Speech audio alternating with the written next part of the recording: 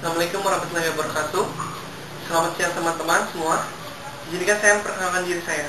Nama saya Hilman Zudi dan saya adalah perwakilan dari kelompok 5 untuk mempresentasikan tentang salah satu metode dalam pengembangan software engineering, yaitu V-Model. Sebelumnya saya akan memperkenalkan nama-nama anggota kelompok kami, yaitu saya sendiri Hilman Zudi, Linda Noviana, Randa Setiawan, dan terakhir Tri Erma Rahmawiyah. Baiklah, langsung saja kita masuk dalam pembahasan kelompok kami tentang V-Model. Seperti yang kalian ketahui, V-Model adalah salah satu dari banyak metode yang digunakan dalam perkembangan software engineering. V-Model adalah model pengembangan prak lunak yang didasarkan pada hubungan antara setiap fase pengembangan siklus hidup yang tercantum dalam model waterfall yang merupakan pengembangan perangkat lunak dan fase yang terkait pengujian. V-Model digunakan pada tahun 1986. Federal Ministry for Defense negara Jerman memulai 2 proyek teknologi informasi, yaitu Software Development Environment for Information System atau disingkat SEUIS, dan Software Development Environment for Weapon and Weapon Delivery System atau disingkat SEUWS, dengan tujuan membuat biaya dan proses-proses yang ada pada seluruh software development proses menjadi jelas. Menerapkan minimum standar untuk menjamin kualitas software yang dihasilkan, melakukan standarisasi dan membuat software development proses lebih transparan. Maka dari itu, untuk mewujudkan tujuan tersebut, mereka mengembangkan V-Model karena model-model pada masa itu belum sesuai dengan kebutuhan yang ada. Varian pertama V-Model muncul pada tahun 1988 sebagai akibat dari proyek SEUWS. Lalu pada tahun 1991, varian V-Model yang lebih baru muncul karena proyek SEUWS. Hal ini terus berlangsung, terus-menerus sesuai dengan kebutuhan. Maka dikembangkan varian V-Model yang lebih baru lagi. V-Model mempunyai 3 tahapan secara garis besar, yaitu Lifecycle Process Model, Allocation of Method, dan Functional Tools Requirement. Pada tahap pertama, yaitu Lifecycle Process Model, pada tahap ini adalah untuk menetapkan aktiviti apa yang harus dilakukan, hasil apa yang diperoleh, dan apa saja yang ada dalam hasil tersebut. Lalu pada tahap kedua, yaitu Allocation of Method, adalah tahap di mana penentuan metode apa yang akan digunakan untuk melakukan aktiviti tersebut.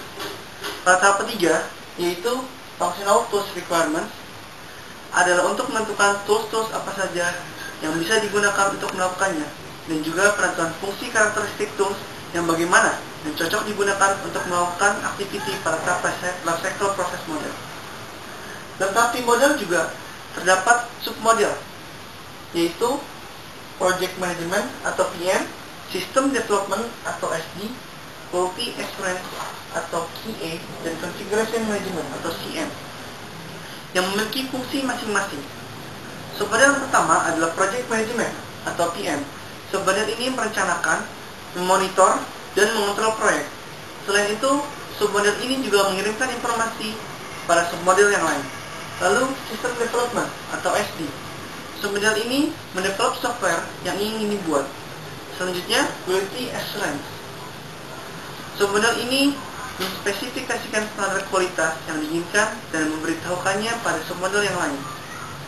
Submodel ini juga menspesifikasikan contoh test case dan kriteria untuk memastikan bahwa software yang dihasilkan dan proses untuk menghasilkannya berdasarkan dan sesuai dengan standar yang telah ditetapkan. Dan yang terakhir ada Configuration Management.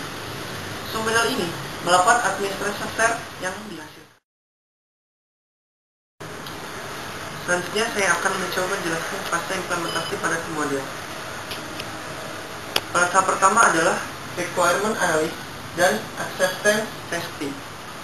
Keluaran dari tahap Requirement Analysis adalah dokumentasi kebutuhan pengguna, sedangkan Acceptance Testing merupakan tahap yang akan mengkaji apakah dokumentasi yang dihasilkan tersebut dapat diterima oleh para pengguna atau tidak. Dan pada fase sistem desain dan sistem testing, dalam tahap ini, analis sistem mulai merancang sistem dengan mengacu pada dokumentasi kebutuhan pengguna yang sudah dibuat sebelumnya. Keluar dari tahap ini adalah spesifikasi software yang meliputi organisasi sistem secara umum. Struktur tahap ini juga menghasilkan contoh tampilan window dan juga dokumentasi teknik yang lain seperti entity diagram dan data dictionary. Selanjutnya pada fase arsitektur desain dan integration testing, sering juga disebut sebagai high level design. Dasar dari pemilihan arsitektur yang akan digunakan berdasarkan kepada beberapa hal, seperti memakai kembali tiap modul, ketergantungan tabel dalam basis data, hubungan antar interface, dan detail teknologi yang dipakai. Lalu pada tahap modul design dan unit testing, sering juga disebut sebagai low level design. Perancangan dipecah menjadi modul-modul yang lebih kecil. Setiap modul tersebut diberi penjelasan yang cukup untuk memudahkan programmer melakukan coding. Tahap ini menghasilkan spesifikasi program seperti fungsi dan logika tiap modul, pesan kesalahan, proses input-output untuk tiap modul, dan lain-lain. Dan fase terakhir yaitu adalah fase coding. Dalam tahap ini dilakukan pemrograman terhadap setiap modul yang sudah dibentuk. Selanjutnya kita akan melihat apa kelebihan dari metode V-model dan kekurangannya dibandingkan dengan metode yang lain. Pertama, kelebihan pada V-model dibagi menjadi dua, yaitu kelebihan secara garis besar dan dari segi metode. Secara garis besar, V-model mempunyai kelebihan yaitu V-model sangat fleksibel. Kenapa fleksibel? Karena V-model mendukung project tailoring dan penambahan dan pengurangan metode dan tools secara dinamis. Akibatnya, sangat mudah untuk melakukan tailoring pada V-model agar sesuai dengan suatu proyek. Dan sangat mudah untuk menambahkan metode dan tools baru atau menghilangkan metode dan tools yang dianggap sudah obsolete. Yang kedua, V-model dikembangkan dan dimaintain oleh publik. Jadi, user dari V-model dapat berpartisipasi dalam change control board yang memproses semua change request terhadap V-model. Sedangkan dari segi metode, yaitu definisi dari beberapa jumlah metode membantu mempermudah project management. Melakukan penyeleksian lalu, yang kedua, peninjauan dan definisi metode menyederhanakan penyeleksian dan metode aplikasi. Jadi, dengan meninjau metode tersebut dapat dengan mudah mengetahui mana metode yang cocok. Yang terakhir adalah V-model mendukung perkembangan metodologi secara luas. Jadi, ada beberapa metode yang dapat membantu baik secara struktur maupun pengembangan sistem objek oriented. Sedangkan kekurangannya antara lain yaitu V-model adalah model yang project oriented, sehingga hanya bisa menggunakan sekali dalam satu proyek. Kemudian V-model hanya memiliki activity yang digambarkan secara abstrak, sehingga tidak bisa diketahui dengan jelas apa yang termasuk dalam activity tersebut dan apa yang tidak. Sedangkan dari segi metode, ada beberapa batasan metode yang ditetapkan. Dengan membatasi jumlah metode yang dikerjakan, jadi tidak mendapatkan kesempatan untuk memikirkan perangkat lain yang mungkin dapat lebih baik. Lalu persediaan metode tidak lengkap seperti yang diperdebatkan. Sebagai contoh, 5 aktivitas dari SD submodel yang tidak memiliki persediaan metode dan juga tidak mendapat persediaan metode bagi CM. Selanjutnya kita menuju pada penerapan V-model serta karakteristik dan proyek seperti apa yang sesuai dengan metode V-model ini. Yang pertama, proyek dengan ruang lingkup yang kecil. Jadi, V-model tidak sesuai dengan proyek yang memiliki ruang lingkup yang luas. V-model sesuai dengan ruang lingkup yang kecil karena V-model sangat abstrak dalam menggambarkan aktivitasnya. Jadi, sangat sulit melihat dan menentukan proses-proses yang penting. Lalu, mengembangkan sistem yang terdapat dua komponen, yaitu software dan hardware.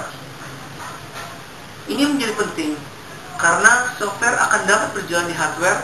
Jadi apabila tidak ada salah satunya, maka V-Model tidak dapat berjalan dalam proyek tersebut. Dan V-Model cocok untuk proyek teknologi informasi, pengembangan organisasi, dan proyek di bidang industri. Karena penggunaan V-Model dalam bidang industri dapat dilakukan dengan mudah. Dan dengan menggunakan metode ini, pengguna bebas dari biaya lisensi, sehingga dapat menghemat pengeluaran. Karena metode ini bukan metode yang eksklusif. Itu berarti siapapun dapat menggunakan metode ini dengan bebas tanpa harus membayar biaya lisensi atau semacamnya. Mungkin cukup sekian penjelasan dari kelompok kami tentang pengembangan software engineering dengan menggunakan metode V-Model. Kurang lebihnya mohon maaf, dan apabila ada salah-salah kata, kami dari kelompok 5 minta maaf dan terima kasih atas perhatiannya. Assalamualaikum warahmatullahi wabarakatuh.